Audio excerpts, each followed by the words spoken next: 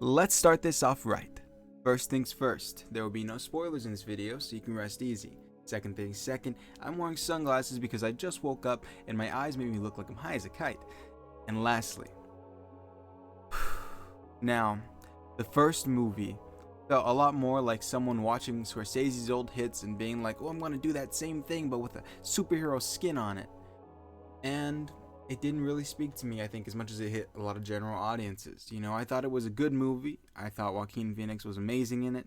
And, it was fine. But it didn't feel that groundbreaking to me, like everyone originally said it was. But this, Joker Folie Deux. Now, this is one hell of a film.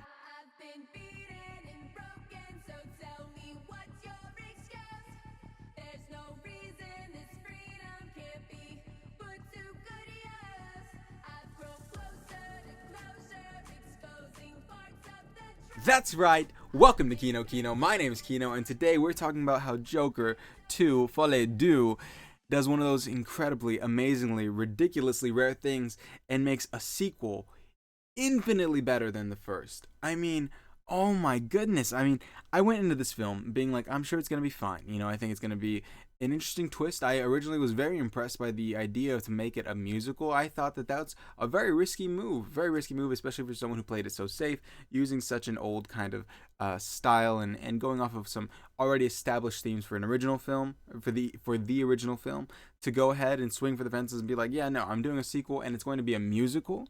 Already you're alienating an audience for sure. Not a lot of people really get musicals, or no, I wouldn't say not a lot, but there's definitely a crowd of people that aren't for musicals. They don't get it, they don't understand it, they don't care to. And so making them kind of decide, am I going to sit through this Joker sequel, even though I know it's a musical, which I really don't like? Well, I think it's a ballsy, I think it's an impressive, and I think it was the right move. Honestly, I 1000% walked out of that theater thinking that there are going to be a lot of people who did not like musicals who are going to walk out being like, okay, maybe musicals have got something going on. But we'll see, honestly. Either way, let's get really down into it. So, Joker Folie Deux is coming out, I think, officially in a day or two. I'm not too sure, but I just saw one of the exclusive fan screenings the other day, not to toot my own horn or anything. And oh my goodness, I was just blown away. I was originally thinking of even just missing it because I was like, I'll just see it later. It's not really that important to me. It's just the Joker 2 movie. But oh, I couldn't be more wrong. This is definitely one of the top films of the year for me. Like, it's ridiculous how great it was. It had no reason really to be that great, but it was. And so, I guess without any further ado, we should really get into it. Let's talk about what to expect in the film to a certain degree. Then we're going to get into the good, the bad, and the take. But first, let's talk about the film. Now, the film picks up a little bit after the events of the original, where Arthur Fleck, the Joker, is incarcerated in the Arkham State Hospital while he awaits trial. Now, it seems like a little bit of time has passed since the original events, and so he's gone from laughing and being all usually casual and funny to now he's been a little sad lately, and no one's entirely sure why. But we do know that he's changed over time. The way that he interacts with prison guards is a little bit different at the start of the film than how it was apparently when he first got there. And it's very interesting to see. He's very much so seems kind of, I wouldn't necessarily say beaten down, but definitely just not feeling with it anymore. He's not feeling his usual happy-go-lucky Joker self. He definitely seems kind of like a different man to a certain degree. And well, it seems like that may just be the story of his life as he's trying to talk to counselors and get things figured out for what he's going to do in the future and how he's going to go to trial and all of these things. And then it seems like strike of luck or fate, he just happens to run into someone. This woman who thinks that he is amazing. This Harley Quinzel, who is also a patient there at the Arkham State Hospital. And let's just say she gives him an entirely new perspective on life. And from there on out, it's all about Arthur just trying to live his life, try and see if he can get out of the situation he's in, so that way he can go be happy with Harley. Now that's the basic gist of the film. All right, I don't want to give away any spoilers.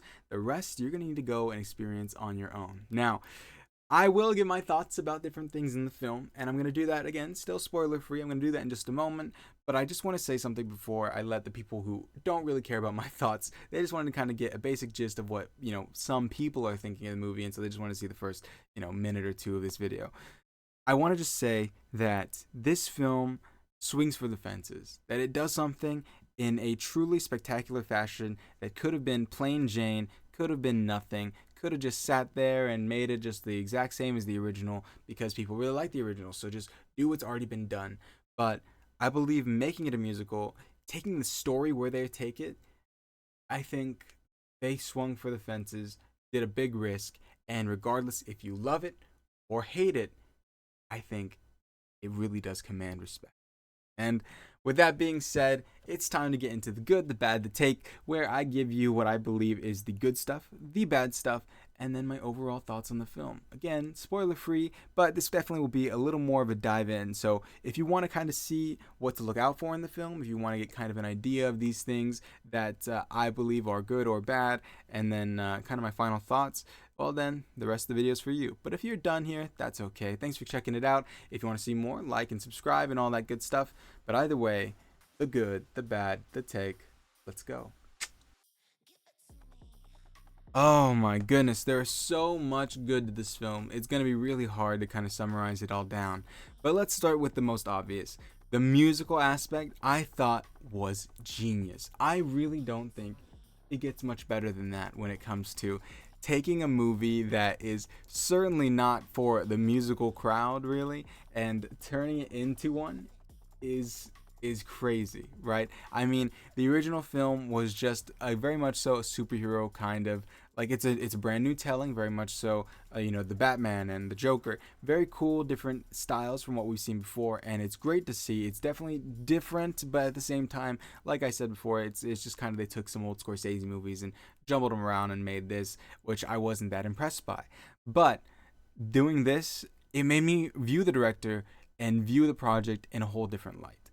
It no longer felt like someone who's just trying to steal from others. It felt a lot more, infinitely more like a person who loves film trying to tell films that he really loves. And the last film just happened to be he really wanted to do a superhero comic book version of Taxi Driver and the King of Comedy. And as someone who's a fan of a lot of different films, I can respect that.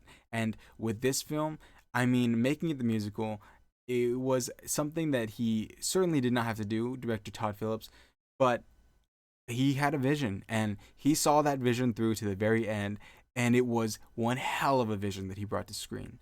So the music is amazing. It's jukebox musical for the most part, if I'm not wrong. I don't really know if there are original songs in it. There could be just be songs I've never heard, but it did feel like there are some original songs in it that were incredible. I mean, gosh, so the first time that I really locked in and I turned to my girlfriend and I was like, this is gonna be great, was the Joker's very first time that he has a whole little musical number, so to speak. Is it happens in kind of a break room of the facility, and I was like, damn, this is something. This has got something. This has got the goods, which is, of course, the musicals. It has to be good music, and the story has to come with it. The acting, of course, but the good music is probably the most kind of crucial crux to the whole idea of having a musical, and it has great music. And Joaquin Phoenix does amazing. Lady Gaga does amazing, and so when that first musical number happened, I think kind of the bigger first one for Joaquin Phoenix's Joker, that was when I really locked in. So keep that in mind, that I think for the first 15 minutes, it's kind of a very nice little slow build. But then at that one, that's when I'm like, okay, I think we're onto something here. And 1000% we were. So musical aspect, stellar. Now, acting performances across the board, all of the characters, even the minor ones, I mean, just nail it 100%. They introduced some more characters in here, of course, from the comics, like Harvey Dent and, of course, Harley Quinn. And I don't think there was a single actor up there that did not bring their A game for this. I mean, honestly, truly, Joaquin Phoenix, I know, and so unfortunately, he has had terrible controversy happening lately with his apparently repeated behavior of leaving films, and especially with his most recent one, pretty much completely destroying it. And it's heartbreaking to see, because then you watch this film and you're like, but damn, he's so good. I wish that he just wouldn't do those things. And so it's like, come on, Joaquin, please just be a great actor. Commit to your projects, and everyone will love you, because you are ridiculously talented, and you brought to this role so much amazing depth. I mean, he is ridiculously funny when it's time to be funny. He is ridiculously good at being a very sad and I don't even know. I don't want to give anything away, so I'm not gonna get really into it. But I will say that Arthur has a range of emotions and personalities to a certain degree. So when Joaquin Phoenix steps into the role, I mean, he comes and he steps into the role. He steps into all of it, and I have to give it up undoubtedly for the fact that he is one talented performer. I mean, he truly does bring this Joker and this character to life in a way that we've never seen before. Like, don't get me wrong, Heath Ledger, Jack Nicholson, all these people, they played their roles incredibly well. This character, I would say, is probably the most complex version of a film Joker that we've seen so far, at least that we've been allowed to see. I'm not saying that under the surface there's not more, but this character has a lot going on, and man, Joaquin Phoenix brings it out. Now, let's move on to Lady Gaga, who plays Harley Quinn in this film, and hot damn, she's incredible as well. Like, she does so good throughout the film, which, you know, I know Lady Gaga has been in things before, but it's one of those things where, you know, musical artists going into acting films, it's always been kind of like, very, you know how it's going to go. She's, I believe, proven herself a good bit, so it wasn't, I guess, too shocking for most people. I haven't seen much of her film, so it was still just very much so like, all right, she came to play as well. She understood. I mean, it really does feel like both Lady Gaga and Joaquin Phoenix both were like, this is what we're doing, and they did it to a T. I mean, hit it on the head, nailed it every single time. Every single scene, it feels incredible. It feels amazing. The acting is stellar. Now, a lot of minor roles in the film as well. So we got the security guards at Arkham, all played very, very well. There's kind of a main one that is a strained relationship with Arthur, to a certain degree. I guess it's not the craziest thing, but he treats him kind of like a dog. And again, I don't want to give anything away, but pretty much so he gives him treats when he does good, he hits him when he does bad, and yeah, I guess that's kind of the relationship. I don't want to get too much away, but he does incredible.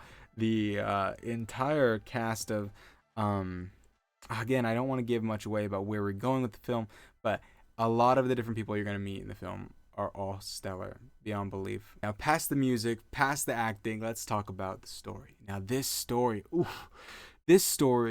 is such an incredibly well-crafted story. I mean, truly, from beginning to end, there's so much that's put into it that feels like a labor of someone who's really has a vision, and they're trying so desperately hard to make this vision come together and have it be as impactful as possible for this audience, because there's so much at play here. I mean, it's really tough to kind of summarize into words. I think the entire process of writing this film must have been just a labor, like a true, unadulterated labor to try and make everything fit in the way that it fits in and still feel this good.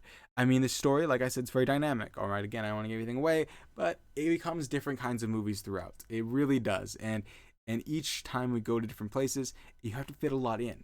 And we'll talk about a little bit of that in the bad, because there are some moments that feel a little skipped and a little kind of not cleared up, but it doesn't matter. That stuff really doesn't detract from the film as much as all of these things add to the film, because the story has an incredible message that comes along with it that is so interesting to see play out, because I don't think you really see it coming until the very end. And I think it's so fascinating. It really is. And the way they toe the line of starting in one place and continuing this story throughout, and the interactions that you see Arthur have with people, and this Joker kind of be viewed as and be viewed by people in how he acts in response, and all of these things, it all comes together and melts together as he's trying to, be with the love of his life. Oh my goodness. I mean, I'm trying so hard not to give anything away, but there are a lot of different elements to this story that all mesh together to try and build this thing into being a true tale. Like, I guess at the end of the film, what you're really going to realize, what you're definitely going to realize, is that this is the tale of Arthur Fleck. This is the origin. This is the origin. I would say more so than the first film, this is the origin. And you'll see what I mean by that by the end. And so, I mean, again, incredibly well crafted. It does an incredible job being both just a good film with a good story, with great dialogue, great character choices, great scenes, funny, sad, intense, mind blowing. All right. It does an incredible job doing all those things. Also having some comic book nerd stuff, because here's the thing: is that the director has been kind of in hot water for some of his comments on the film's characters, like the Joker and like Harley Quinn, and everyone's been kind of like, oh, "What are we doing here? Like, what do you mean he's not going to become the clown prince of crime? Well, what are we here for? What are we doing then? If he's not going to be that, then what? Why is he even the Joker? This is just ridiculous." And he's like, "Oh, Harley Quinn isn't going to be like the gum chewing New York accent style person," and everyone's like, "Oh my God, then why are you doing a superhero film if you're not even going to make them the title, not superheroes but supervillains?" And so this film, I think, does an incredible job redeeming the narrative, is what I'd say. Is that, trust me, they definitely are not shying away from the comic book part, especially, I think, going forward. Again, I don't want to give anything away. I sound like a broken record.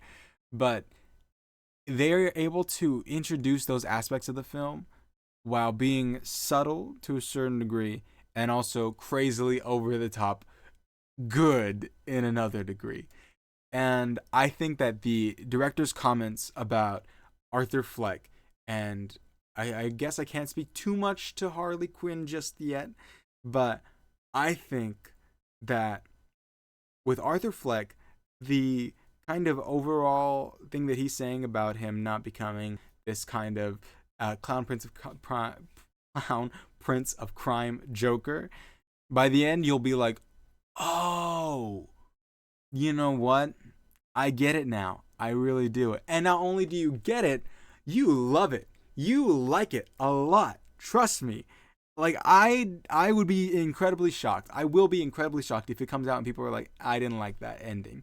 Because to me, I loved it. I thought it was genius. I thought it was one of the best ways to do it. Again, I can't get into things. There's some things I thought were a little jumped up, but I think the overall idea and the overall execution at the end is incredible. And it's so interesting because in any other scenario it'd be a huge risk, but for outside circumstances in regards to casting and filmmaking, it actually is like perfect. It's actually like that would never be able to work except in this specific, hyper specific scenario where it's like, oh, this actually is the best thing to happen for this film franchise going forward. Because I do think they're probably going to go forward. But either way, oh man, okay.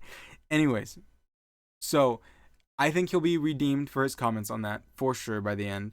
And I think about the Harley Quinn, I also think that one's a little bit different, but I would say that the Harley Quinn you get in here is, again, a lot more dynamic, a lot more of a grounded character than you would get in most, of course, iterations of her.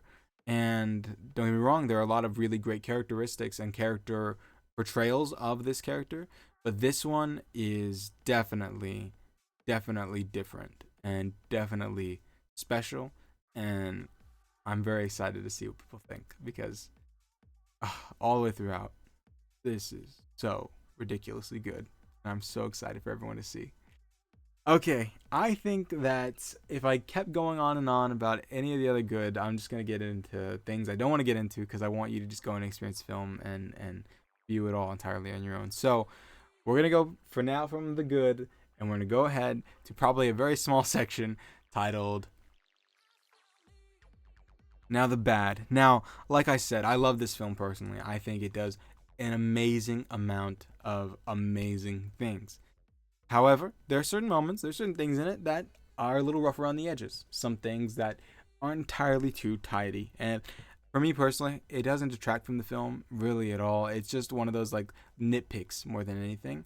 For example, around Harley Quinn, there are certain moments in the film where she's she's given some kind of hand waves where she's just kind of able to do things that doesn't really make sense. It doesn't really make sense why she's allowed to do these things, how she's able to sometimes.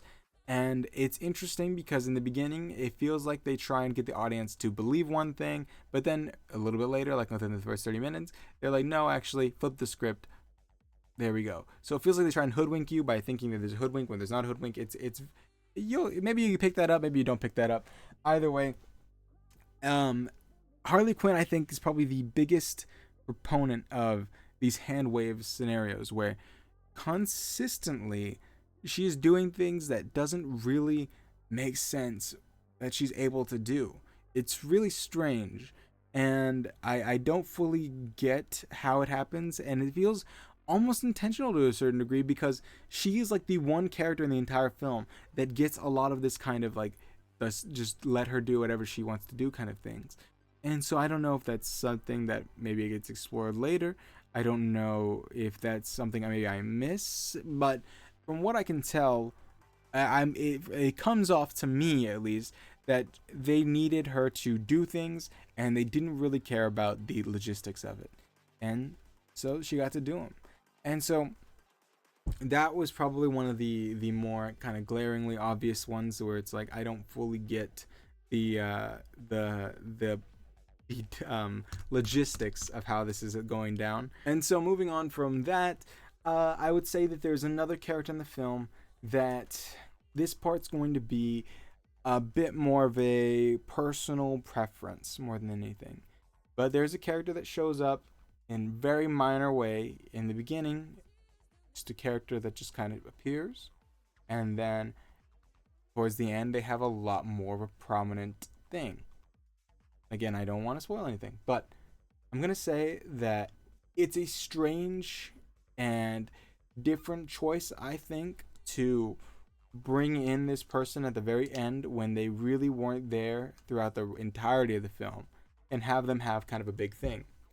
And I don't really know how I feel entirely about that. I think on one hand, it works fine. I think that it's not that important where it needs to be that fleshed out. But I can also understand that there may have been a better way to do it. There may have been a more interesting, fleshed out kind of way to allow this character their time to kind of shine. But maybe on a rewatch, it becomes more interesting to see that character throughout the background. So, who knows? Like I said, I don't necessarily think it's a bad thing, but I will think that there will definitely be people at the end being like, who is this person? Why are they here now? You know? So, there's that aspect. Now, lastly, I will say that this one, again, is another controversial one where I don't think it's a inherent bad. I think that people are going to walk away being like, what was this about? Kind of like how a lot of people in Beetlejuice walked away being like, why was Monica Bellucci have her own little sequences? When I'm like, dude, come on, we're having fun here. And I think this has a bit of a similar degree, where for one it's musical, but that's even putting all that aside, that's not even what I'm talking about. But we're having fun here. We're having great moments happen. However, these moments, I will admit, sometimes don't feel entirely necessary. They don't feel like they are contributing to the overall situation. Now, I believe these instances are more so to convey the message and to convey the theme of the film, more so than it is to add to the plot and have it be something that is consequential in the actual film itself. And that, I think, will be probably one of the most missed and most criticized moments of the film by audience goers, in the sense that there will be audience goers that will say, oh, why was this even included? Why was this even here? This doesn't make there's no reason for it to be there. And I'd argue against that. I really would. Again, I understand that as a part of the plot, it doesn't really achieve much as part of the overall messaging. But I think one of the biggest examples that happens towards the end like I said, doesn't further the plot really at all. It's very much so kind of not retconned, but immediately things are back to the way they were like 5 minutes after it happens. But I think that the overall messaging of what happens in those 5 minutes is what's supposed to stick with you and what's supposed to stick with the story rather than the actual event itself, if that makes sense. Essentially, I'll tidy it up a little bit by saying that Joker meets a fan, two fans, and I would say that you would think it's going somewhere plot wise that it doesn't. But what it really leaves you with is this kind of overall idea of what the Joker is and means to people. And I think that that is a very interesting thing to put in there, and I think it deserves to be in there. And I think I understand where people are going to come from when they say that it wasn't necessary. I argue that while it's not necessary to the plot, I think it's very much so a great example of the overall theme that I think including it in the film is a great choice and great decision.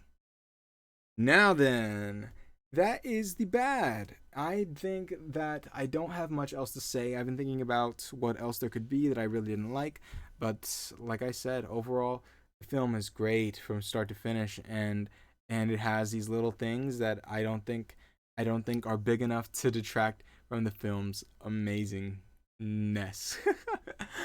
And so there's only one thing to do. Now, my overall final thoughts on the film. Like I said, regardless of if you love it or hate it, it commands respect for its ability to swing for the fences, go for something crazy, and not just do something crazy, but do something crazy incredibly well. I mean, ridiculous how much they're able to make a film be so serious but also so light and funny, also a musical, also tell a great story, also make it a great thing for comic book nerds and fans alike. And it's a thin line to walk for trying to get all of those things to fit together, but it does, and it does it incredibly well. I mean, heck, you're gonna get musical fans in here now, like just from a audience like casting a net standpoint. It's like you're gonna get all those people who love the original. You get all those people who like a musical, Joker musical. I've got to see that. You're gonna get a meme crowd. You're gonna get everything. I really think that this is one of those films that just hits like all of the target like adult demographics like crazy. The only people, of course, are gonna be children. Children get everything. Enough about the children. I'm tired of the damn children. But I'm sorry.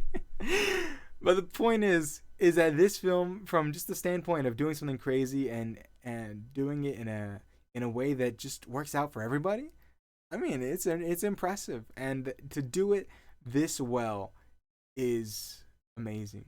I mean, the ending of the film is a wild swing, but also a great decision, great swing, and the overall feel, the overall story is beautiful story.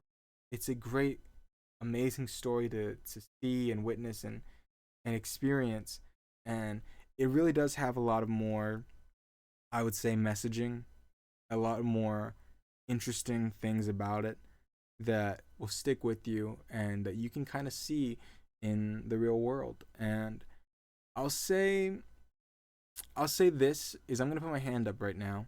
I'm not gonna spoil anything, so if you want to listen, you can.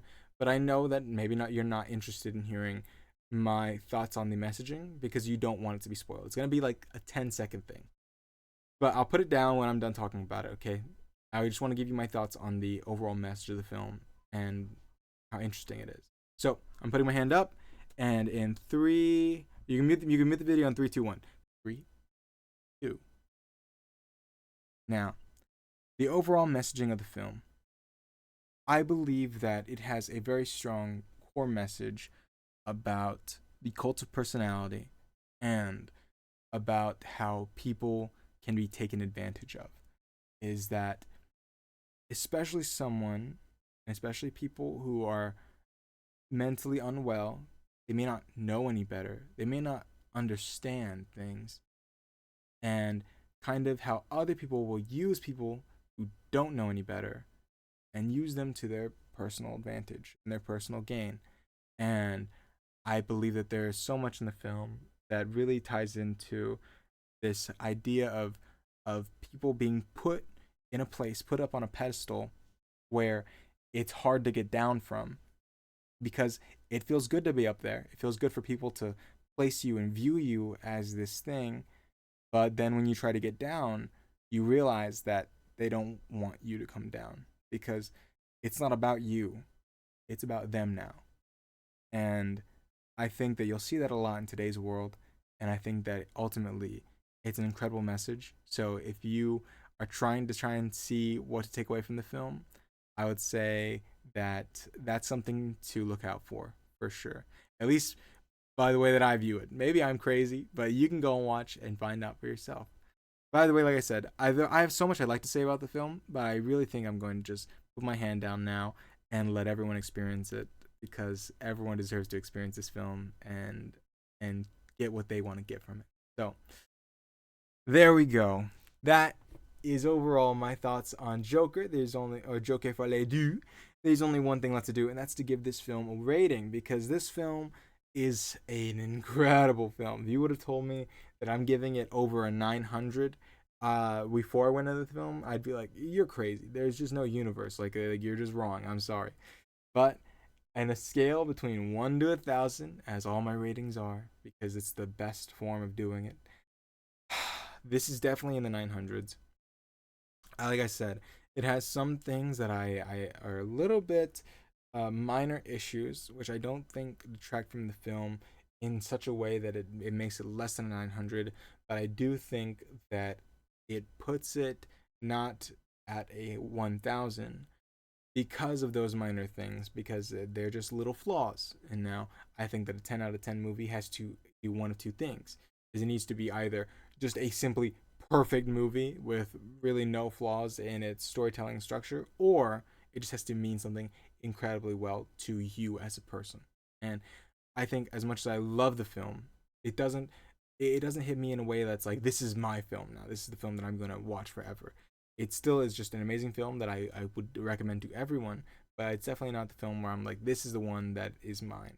And then the other thing is that it's not perfect. It's not perfect, but I think what it's not perfect for, it picks up with in so many other aspects of being an incredible story, great casting, great music, and again, the overall ambition of making it a musical. I don't think it deserves anything less than a 975. I feel so confident with that. And it sounded like I was going to give it a low 9, but honestly, the more I think about it, the more I realize that there's so much amazingness about it, and I really do believe it deserves to be a high number, because it's a high film. But I'm rambling for a good little bit now, and I think it's time to just let you go and see the film on your own. It may not be out yet, but buy your tickets now, because I think that you're going to love it. I really do. I think that it's a great film and it has something for everybody. I would say that if you don't like musicals, again, I think that for one, I've always viewed it as like, I think that it's just something that you need to accept as a medium. So at least just go in being like, who cares if they're singing? Just try and pick up what you want to pick up from it. Enjoy what you want to enjoy from it, and you'll be fine. And sometimes there's some really good music with some really good scenes. So seriously, don't worry too much about it. Go and enjoy it. And that's all that matters, right? Why not go live life, enjoy things, and have a great time? Now, that's pretty much it, everyone. That's all, folks. So, this has been Kino. My name is Kino. I hope you go see the movie and tell me what you think. I'm very excited to see. And if you want to come back and do that, well, be sure to like the video and subscribe, so that way you can come back after you've seen it and we can talk about it. Because I think this film has a lot of great things to talk about. And I really hope this sets a new standard, because I think taking risks, cool. Anyways, I'll catch you all